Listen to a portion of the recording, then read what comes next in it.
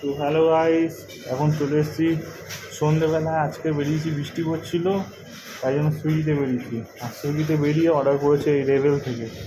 বুঝতে পারছো, এটা কসবার যে রেবেলটা, রেবেলে আমার সুইট টুথ থেকে একটা অর্ডার করেছে।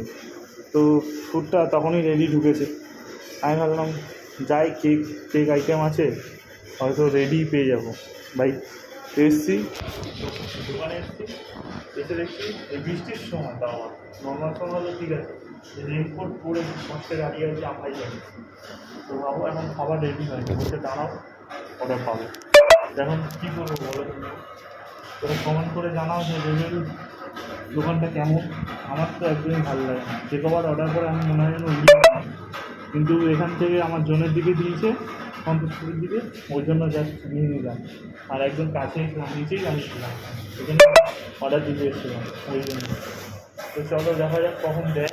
এখন 10 মিনিট হয়ে গেছে, 10 মিনিট হয়ে গেছে, আমি কতক্ষণ পরে পাবো তার দেখা যাবে।